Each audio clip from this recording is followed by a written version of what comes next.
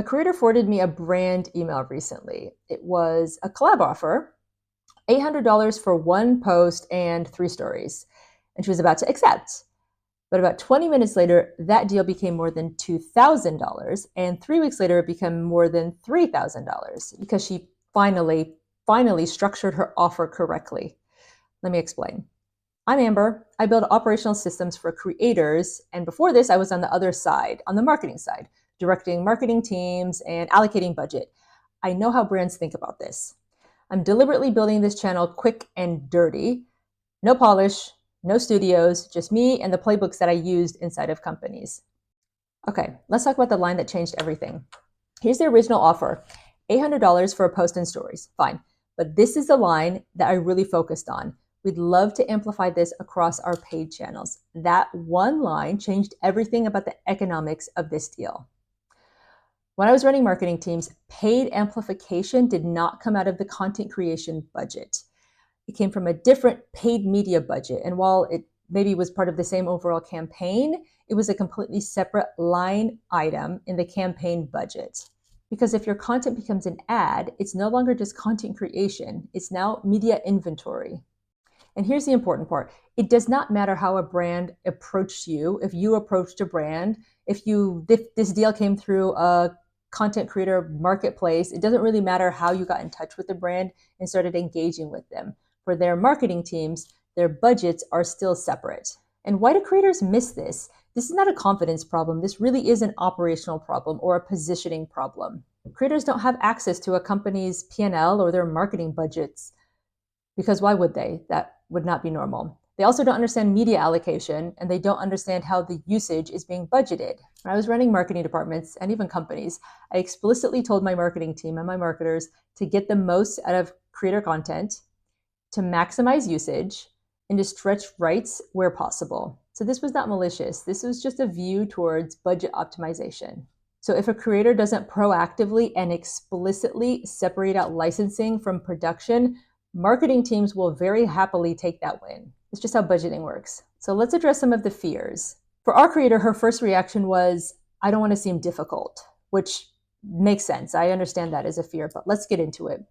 If a brand has allocated budget for paid media, and they have, separating licensing out is not asking for more. It's not being difficult. It's just aligning to how they already budget. Brands expect usage fees. If they were working with an agency would build usage fees into their plans. And if they walk away because you properly priced licensing, one of two things is probably true. One, they had no media budget to start with, which is often the case.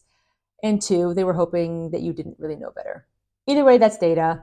And either way, that's a relationship that you don't really want, even in the short term. Another fear is, I don't have management. Neither do 99% of creators. You don't need an agent to properly structure pricing. You just need a bit of clarity. So your job is to do just a couple things. One is to just ask about their media plan.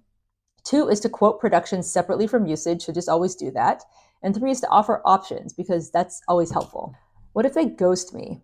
Yes, that is a common thing that happens, and I understand that fear. But if a professional brand ghosts you because you properly priced licensing or you priced it separately, that's not a relationship that you want to scale at all. Strong brands actually respect structure because in the end, that's how they demonstrate their ROI or the return on their investment that they made in you. It's easier for their reporting. It's easier for their metrics. It's easier for everything that they need to do on the reporting and to understand what is the value of this money that they've just spent. So strong brands respect structure. Unprofessional brands will disappear, fine, but you're building a business.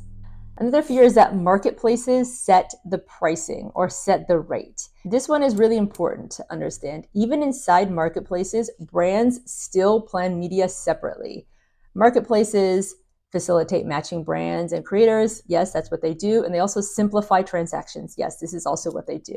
What they don't do is rewrite internal budgeting logic for brands. They don't do that. And that's key for you to remember. So what was the structure? What did we actually do? Here's what we did. So for our creator, her base rate was $800, fine, but the paid licensing portion of it was 40% of her base rate per 30 days. So 4 months ended up being $1,280. If you add those two together, the total is $2,080. Here's an important nuance though. There is no universal rate for these things, as creators know well. For a licensing fee, Agencies, for example, typically use between 20% and 50% of base per month. The exact percentage of wherever you land on is less important than doing the actual work of separating these two line items. So production line item and licensing line item. Then here's the actual email that we used where she laid everything out very nicely and politely. And she just said, my content creation fee is $800. If the content will be used in paid advertising, however, the licensing fee is $320 per month. So here that she gave two options. Option one is organic only, which is just the production, so $800. And option two is organic plus the 4 months of paid usage, which is $2,080. Which aligns best with your media plan? Again, giving options. And then the brand responded, option two works best, because they already had a paid media budget. So what's the real lesson for you? In this example, 3 weeks later, they extended the number of months they wanted to license the paid media. So that deal turned into $3,040 with the exact same content, but a different pricing structure. And this is not about negotiating harder. I know this is something that creators really don't like to do or feel really uncomfortable doing. So it's not about negotiating harder. It's about understanding how brands already allocate budget to begin with. I build operational frameworks for creators because once you understand this system, you can stop accidentally underpricing yourself. And again, you don't need to be aggressive, but you do need to be literate in how the other side works.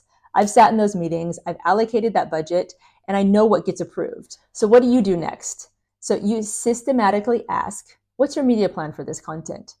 And that's not rude, that's just inquiring so you can price accordingly.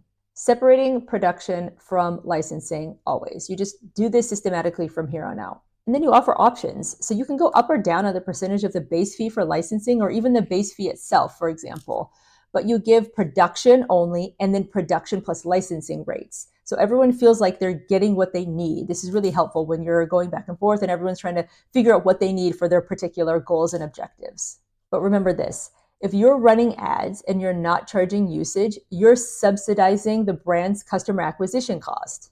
If you want more operator level systems like this, subscribe here, or I have a newsletter that's totally free. I put the email template in the description, so grab it and use it if that's helpful. And the newsletter link is there as well.